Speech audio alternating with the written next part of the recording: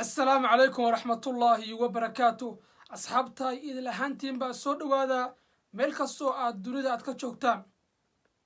معلنك كوحدة كوبادة عقتها أرسنال ميكل أرتيتا أيا بشي صدحات وحرير هو سنة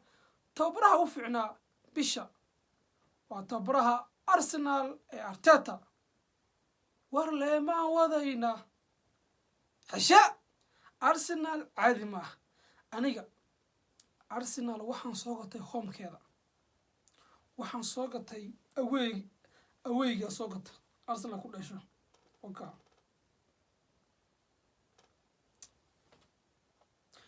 wax Arsenal sanadka laga qaban karo ma lahan wax koox la barbar dhigi kara sanadkan horyaalka Premier League ma jido Arsenal haddii hal kulan labada kulan ama hal kulan oo kamid ah ay Manchester City ka rayso oo saddex dhibcood ka qaadato Arsenal horyaalkeedu xagaas u yaala haddii labada ka qaadatana kaba si fiican oo waxaan dhigi karaa Arsenal waa naadi sanadkan dhisan waa naadi sanadkan habaysan waa naadi sanadkan waxba aan laga qaban karin Arteta oo tababaraha Arsenal waxa uu keenay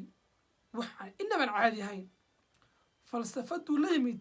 Arteta waxba lagama qaban karo waxa ognahay Arsenal sidoo u biloomay horyaalka Premier League hal jeer oo qorin laga raayay hal jeer in laga raayay baahuna oo Manchester United ka raysay laakiin garoonka Emirates looga jaray ayadoo laga inkar galabsaday wiilasha lagu magacaabo shaadinta cascas inkar ayagoo la galabsaday oo aan boon dheelin oo aan ever lagu weerar nafta looga jaray haddana saddex dhibcood waa laga haabta marka Arsenal waxba laga qaban karo Arsenal iyo libax keen ku jira taageerasha Arsenal hadii leeyihiin libax keen ku jira ya Arsenal sanadkan waa isku mid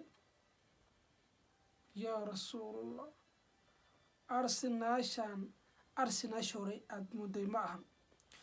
khabiiriinta dadka macnaha khubarada u ah kubadda cagta waxay sadaaliyeen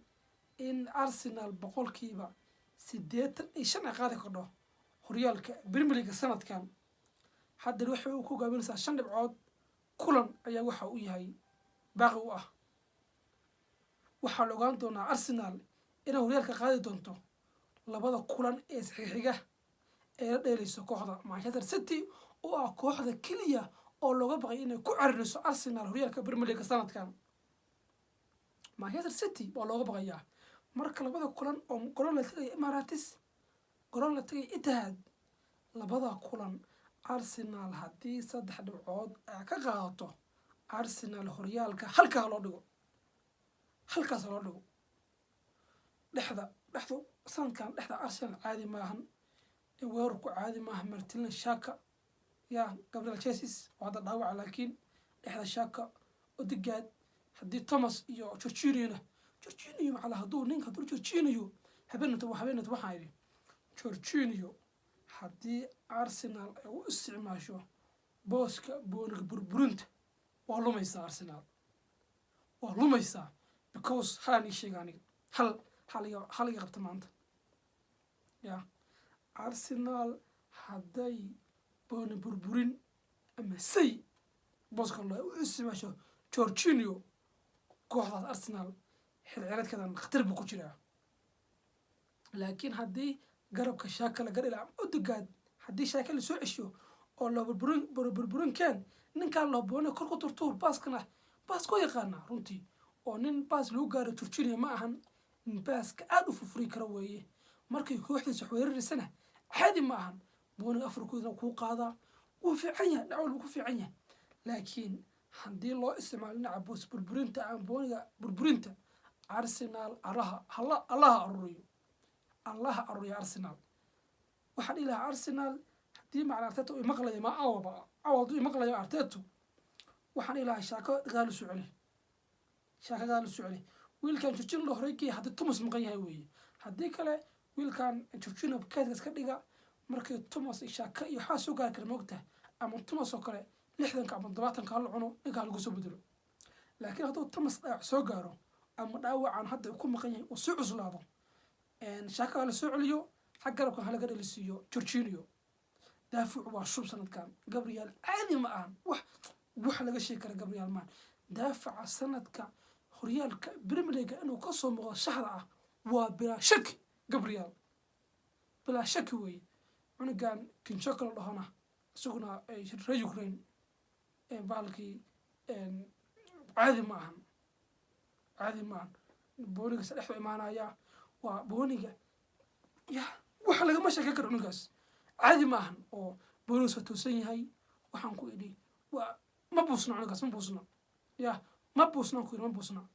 Arsenal meesha waa ay ka leecdo oo haddii ninkan booska jooga oo dhaawac soo gaaro ama wax dhibaato soo gaadho ay ka daciifayso waa booska shaaka nin buuxiya lama hayo Arsenal hatta Dembele ka lahaayeen waa maqan yahay oo amaah buu jiraa marka Arsenal haddii xagay hadda la soo dhaafay ay cunuga hadda loo Madrid oo hadda la aaday Chelsea aaday hadday kari lahayd bismillah Arsenal suba soo bixi suba oo sanadkan ma ahane dhowrka sano soo socota looga boqo horyaalka Premier League looga boqo marka macallin Arteta inuu ku guuleysto 3 jeer oo xiriir ah Arsenal ugu dambeysay goorma inta bara Arsenal ah 3 bilood oo xiriir ah horyaalka Premier League uu qaato tabaraha bishaas goorma ugu dambeysay wax macquul Arsenal waa soo laabata Arsenal back Arsenal waa soo laabata xaqiiqo way Arsenal marka waxaan kaloo fiirinaa inta boqolkiiba Arsenal iyo Manchester City Manchester United ku soo xigta maxaa dhici karta dad khabiir waxa arkay maanta carabtaas ka faaloonaya oo ku haya macnaha Arsenal waxaad u muuqata haddii hal dhaawac qof uu ka soo gaaro inaysan booska buuxin karin wax sax weeye taas oo Arsenal haddii qof hada shaako ka doodo dhaawacmo booskiisa nin buuxin kara حتى بقولكيبا كونتون ما جوجو أرسنال ما جوجو marka waxay noqonaysaa boonigooda inuu ururin galo inay xoogaa ay isbuusaan bay noqonaysaa isbuusaan oo ay buustaan kala bay noqonaysaa boqolkiiba muxuu ahaa 85 waxa loo qiimeeyay in Arsenal ku guuleysto horyaalka Premier League 15 ka soo hadhayna Manchester City ayaa la siiyay saaxiibayaal haddii aad tahay saaxiibka cusub barteenan fadlan subscribe noo taabo oo 10,000 oo subscribe na gaarsiiya saaxiibayaal وكم هسنتين صاحب لجان قد كين